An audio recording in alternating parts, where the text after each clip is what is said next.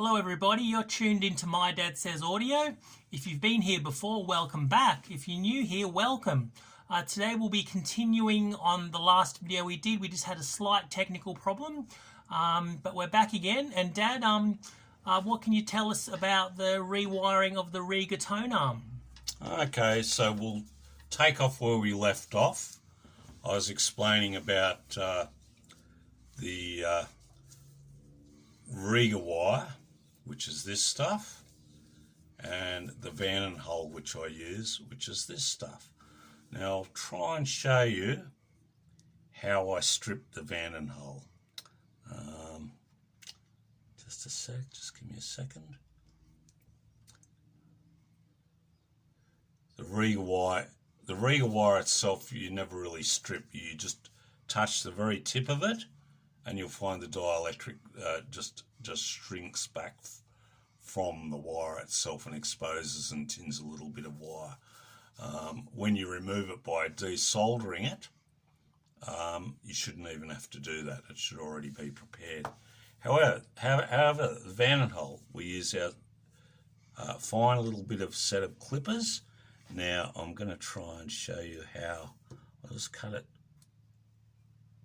there like that and get rid of that bit. I'll show you how I strip it. Takes a little bit of practice. You want to use a half decent set of clippers. What you do is you very carefully close it till you can feel it's just grabbing it, and then just give it a little pull. And you'll see there that I've actually just stripped it. I don't know if you can see that. I'll zoom in. See if you can see it. You can see the silver wire there. It's silver-plated copper. Can you see that? Yeah, I can see that. That looks good. Okay, so what we do is we butt join the wire. Now, I'm not going to butt join it to this because this is already Van & Hole. So I'll mock it up as you would see it, and I'll attempt to show you how I would join it. So here's our Rega wire. Normally when you've done, desoldered it and pulled the plug out, you'd end up with a couple of wires, the 4 Rega wires. And once again, we make use of our third hand, the tape, and I'll just get it here. There. So you would be looking at something about like this. This is how I do it. Okay, we'll see just how. I probably won't be able to do it now the camera's on, but I'm going to give it my best shot. Okay, so we've done that. That's what you'd be looking at normally. Okay, like you can see, the tape is your extra hand, and the end that I've stripped is that end. You get your low melting point solder. Here's what I do. I mean, you may be able to work out some system that works better than mine, and great, use that. But this is the way I do it. Okay, so first things first, make sure your tip's clean. Clean the tip. Get a little bit of solder on it. And I'm going to tin this. Okay, and then this is the tricky bit. Let's see if I can get it close enough. Now, I just tend to wipe it. That might have done it. That's done it. Now, how you test it, put one finger there. Let's see if I can get one finger there, and you just run your finger along it like that, and you can feel if it's going to break or if it feels a bit rough. What happens is that red wire, we would normally come up here,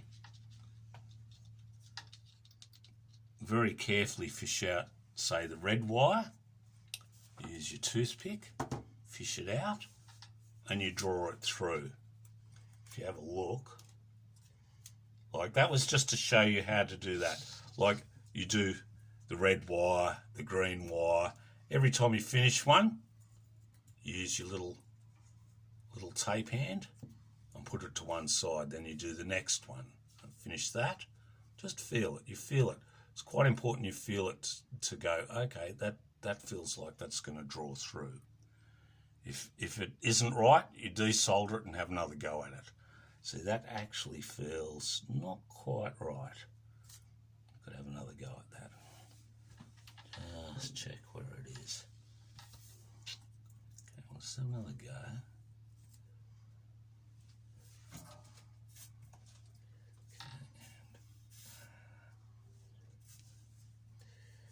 And I'll just desolder it again. And we'll have another go at it. Okay, and get a bit more solder on it. This is the fiddliest part. The only other fiddly part is actually drawing it through. Unfortunately, I don't have another. That looks better than the last time. Yeah, that feels much better. You can feel it. When you've done it correctly, you can actually feel it. You know, you can feel it. There's no jagged edges. It feels quite smooth. And then you draw it through. You'll find some resistance from the first grommet that I showed you inside the arm pillar, and then the second one, and then in the arm tube there's a hole in the actual arm tube itself. So you'll sort of feel a bit of resistance on the first one, on the second one, and then it should draw through very carefully. What I do as I draw it through, I use a piece of tape just there. You know, you draw the wire through, it comes out, and you've got a solder joint. You desolder it, and then you tuck that wire under the tape, and that tape will then hold that wire you've just drawn through. Successively, as you do draw them through, because you take, you know, you've done this to all four of them. What happens is, I'll just see if I can show you. You know, that was just a mock-up, but that is actually how you join them. Okay, you take your tape off. Take the tape off, and I'll just try and show you. Here, we'll choose, let's say we'll choose the green wire. You can see here that I'm drawing it back and forth. If you have a look, head shell. I'll just zoom out. Head shell to here. Just do it a couple times. There we go. That's on the head shell end, and up yep. This end you can see. What you'll find is with a Van hole, as you get the first one through, when you go to do the second one, you'll find it's a little bit easier. It's the more of the wires that you draw through, the easier it becomes. If by chance you break one of the wires, don't panic, because what you can do is strip the Van hole, your 2 bits of Van hole, and use one of the Rega wires to draw the 2 wires through. The Van hole is just very slightly thinner than the Rega wire. So, you know, that's how you can get out of that situation. I haven't had that happen to me very much at all in all the tone arms that I've rewired. The other thing I was going to try and show you, like I said, you might have noticed I've used tape in a lot of different circumstances. That stuff is so handy. Okay, what I thought I'd do is also show you how to technique, how to solder the cartridge tags. I'll try and show you this. It's a technique I use. You might have a better way of doing it.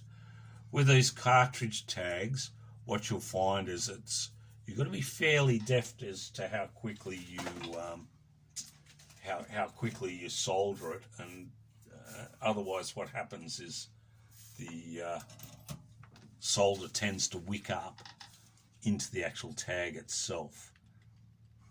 I'll just get one of these out. These cartridge tags are from Audio Salente, and what I do is I use those to sit on the actual tag itself.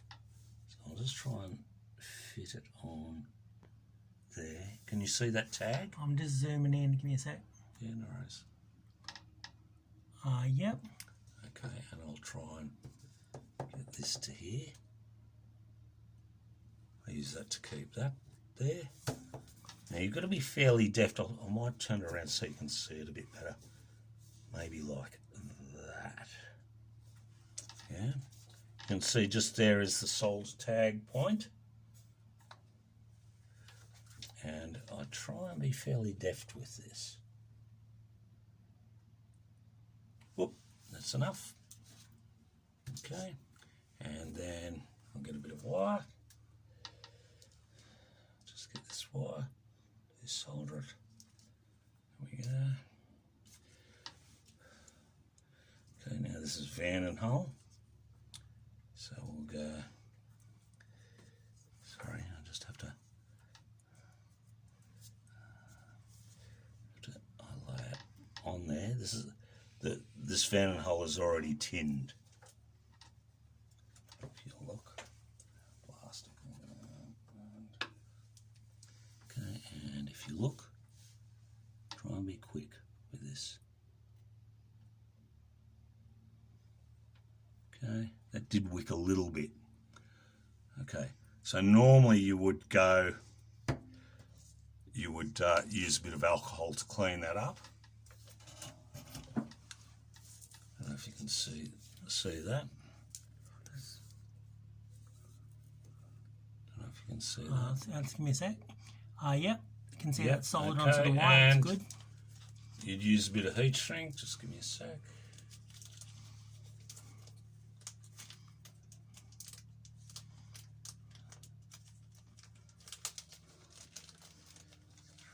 Sorry about the focus issue, guys. We're trying. We have rather limited budget when it comes to a camera. The info's Okay. good. The camera work not so good. Okay. That's actually too thick. I'm not going to use that. Just give me a second. There we go. And I'll see. Finally, it locks in. Yes. That's right. Hopefully, everyone can see. After all the actions happen. But I'll just leave that there for a second. Just give me a second. We are filming on a potato. You are correct. Yes.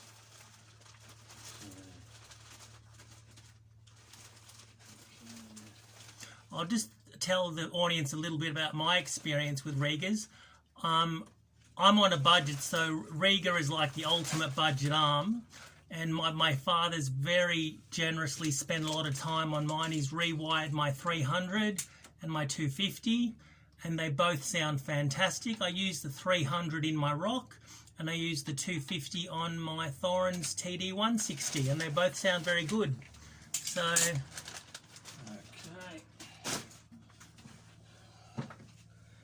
Okay, we've got a bit of heat shrink here.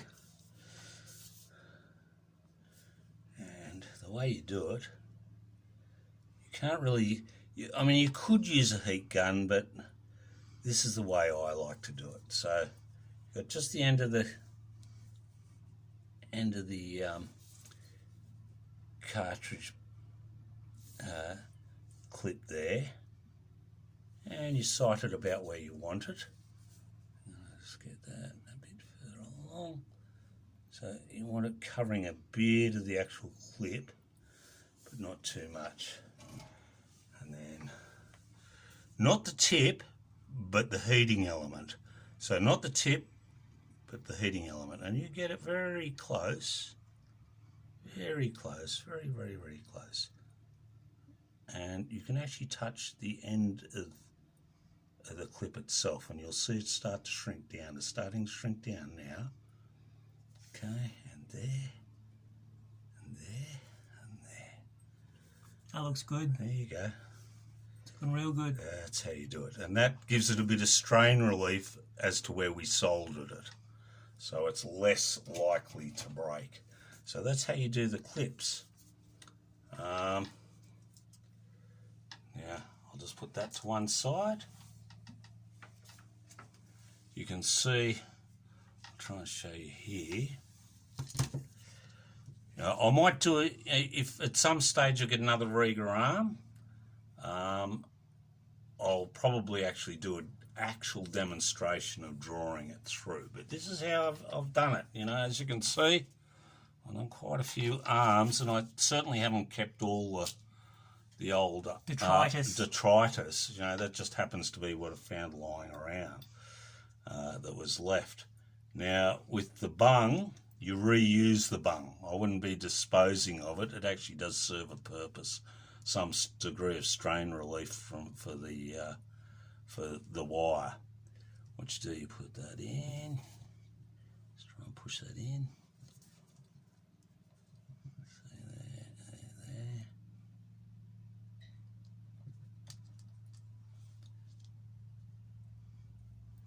Okay, there we go. That's in. Then when you've got these at the right length, what I usually do is get them all level at this point. I'll work out right. That's about where we want it. So hold that there. Then we get our little plastic bung that we took out. Yep. And you just push it back in, and that gives a bit of strain relief to the. I'll just push it back in. Bit of strain relief to the wires that you've just put in. Okay. So there you go. There's that part of it. Nice. Yeah. Okay. The other thing I might try and point out to you is the earth wire. Some people tell you pull the whole arm apart. You really don't need to do that. That earth wire earths the actual stub and whole arm tube, and you'll find it's secured within the thread where the stub is. So once you've removed the stub, if you feel the need to remove it, you'll see that there's a little clip that fits into the actual thread that you'll find if the stub's removed. Now, I don't bother to remove it. What you can quite often find is it's quite hard to put the clip back in place, and/or it can break on you, is another thing. So hence, that's why I leave the earth wire a little bit loose, so that you don't have that problem. The reason I don't remove the grommets is because it has a major effect on the friction levels with regard to the lateral movement of the arm, for other words, that movement. Yeah. Some people like to pull them apart and much further than this. Effectively I can rewire it by just removing the bottom plug and the head shell end plug. I can totally rewire it internally. Just trying to think.